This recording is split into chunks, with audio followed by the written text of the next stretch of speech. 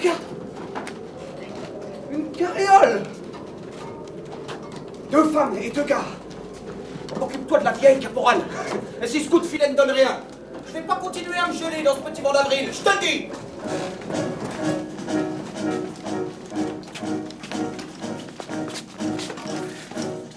Mon capitaine, à cette bataille, les fantassins, laisse-les souffler.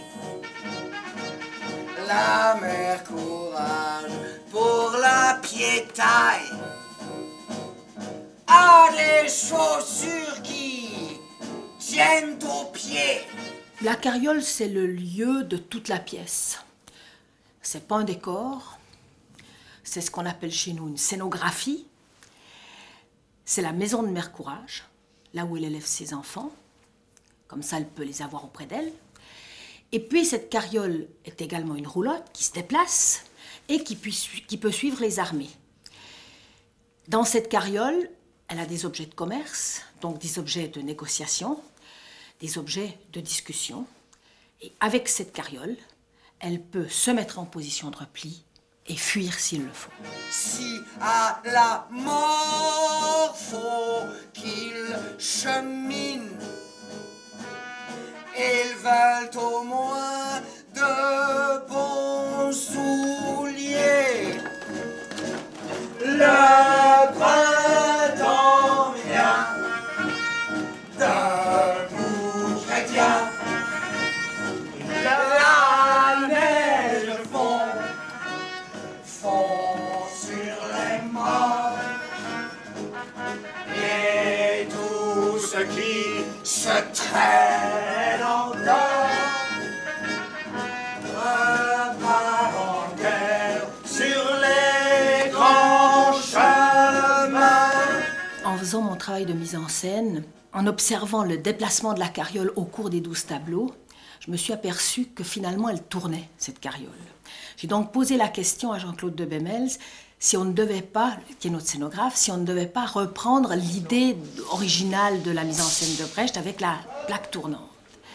Et là, Jean-Claude m'a dit, c'est trop petit, Théâtre des Os, ça va faire carrousel. Et là, on a su qu'on avait trouvé exactement l'idée de la carriole de Mère Courage, parce qu'en faisant un carrousel, on augmentait la force dramaturgique de l'idée de Brecht, c'est-à-dire la carriole tourne sur elle-même comme la guerre tourne sur elle-même. Attention, je tourne la carriole.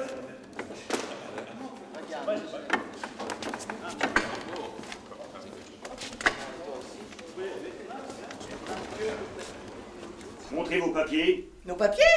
Mais c'est la Mère Courage, vous le voyez bien. Je connais pas. Pourquoi est-ce qu'on l'appelle Courage? On l'appelle Courage parce qu'elle a eu peur de perdre son bien et qu'elle a traversé le feu des canons de Riga. Avec 50 miches de pain dans sa roulotte. Ah, les pains se mettaient à moisir, le temps pressait, j'avais pas le choix. Pas d'histoire, sors tes papiers. Voilà toute ma paperasse, caporal. Alors ça, c'est un missel de Strasbourg intact pour emballer les cornichons. Ça, c'est une carte de la Moravie.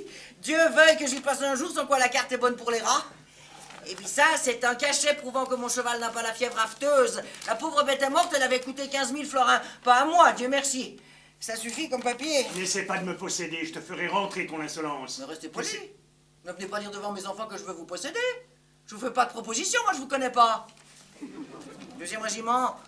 Je n'ai qu'une patente, c'est ma figure honnête. Si vous savez pas y lire dessus, tant pis pour vous, j'y ferai pas mettre un timbre. Caporal, je sens que cette personne a l'esprit subversif. Je ne pouvais pas imaginer monter Mère Courage avec une autre actrice.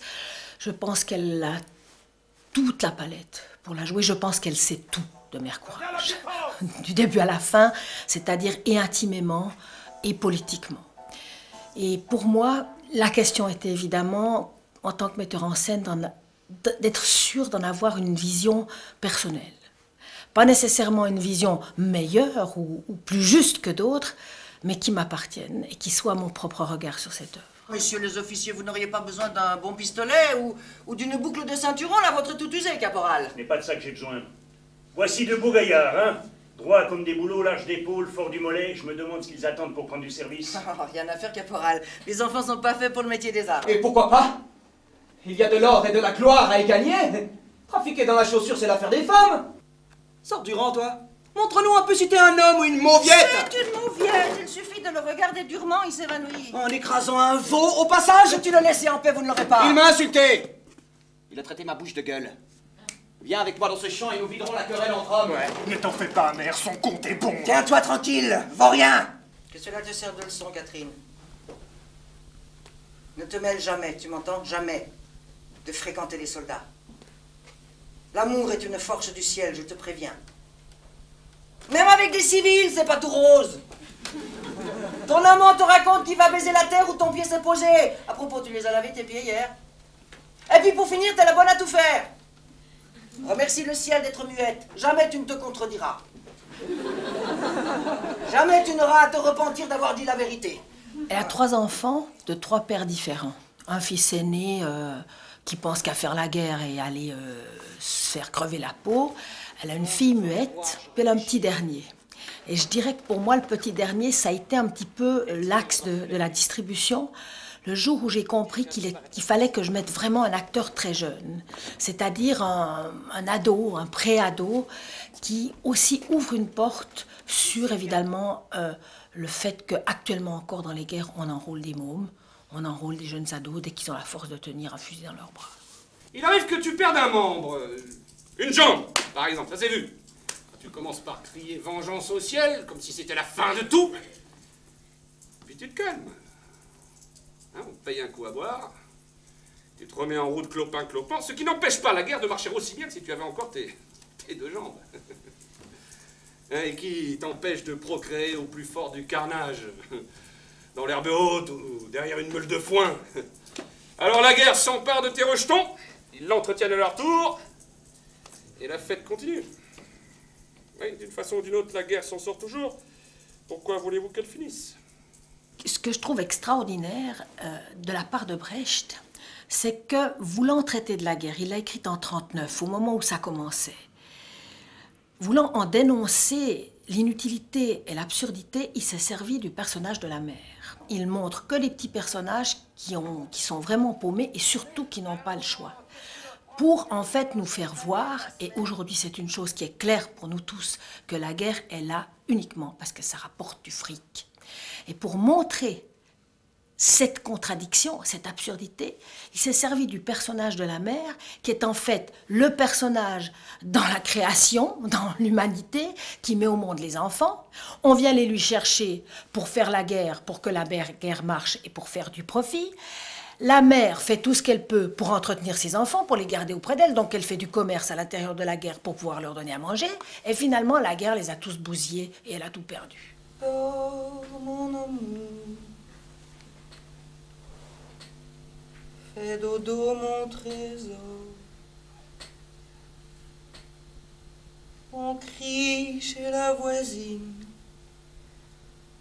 là on câline.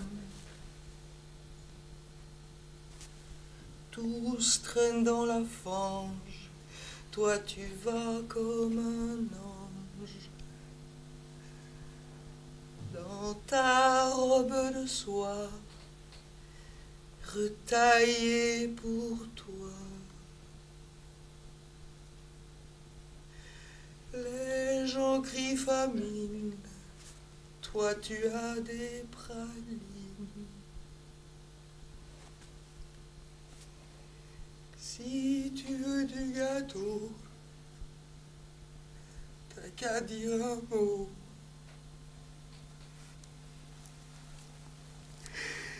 Dors mon amour, fais dodo mon trésor.